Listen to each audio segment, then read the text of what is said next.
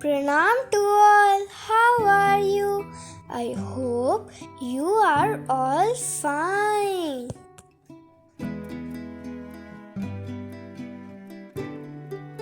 People who like to garden must have this one flower in their garden once. It is the Rajnigandha, or it is even called the tuberose. From your old tuberoses, how can you get new tuberoses in your garden? This is all that we will be talking about today.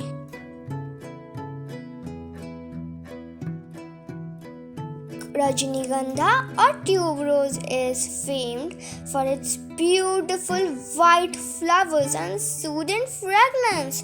Here is how to grow Rajnigandha at home with the simple steps from an organic garden. As you know, North India has an extreme climate, and after winter, our plants was like this. After this, my mom cut all the leaves from the soil level. After a few days, some new leaves have grew from the plant. To grow Rajnigandha at home, you can just collect bulbs to sow.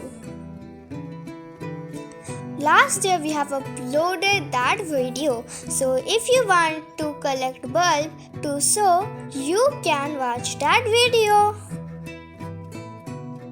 Look, in one baby plant there is a stem of flowering.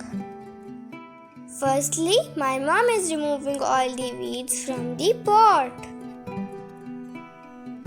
Rajnigandha or tuberose is a heavy feeder plant, so to make it grow healthy, you should give fertilizers time to time. And before fertilizing, you must take all the weeds, otherwise the weeds will take all the nutrients. In this season, my mom is giving the fertilizer for the first time. As this soil is of previous year, my mom is removing the topsoil, and instead of that, my mom is giving high nutrient kitchen waste compost. If you want to know how you can get kitchen waste compost in your garden, then there is a video of that also, so you can go and check that video anytime. Remember, if you are growing a plant from bulb or with the previous mother plant, then you still have to maintain well-draining soil on pot. People sometimes say that you need a pot bigger than 8 inches, but my mom grows Rajnigandha in only 5 inches of pot. As you can see, that's how my mom has gave a lot of kitchen waste compost, which is high nutrient, to the plants.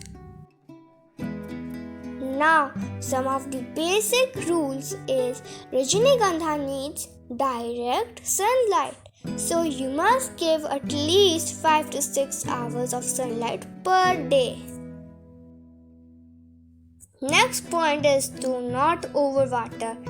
When your topsoil is dry, then only you should water your plant, unless you should not water your plant. Normally, Rajnigandha doesn't have any pest attack, but if you still want to make your plant safe and healthy, you can spray Bioenzyme on your plant. I hope this video will be helpful for you.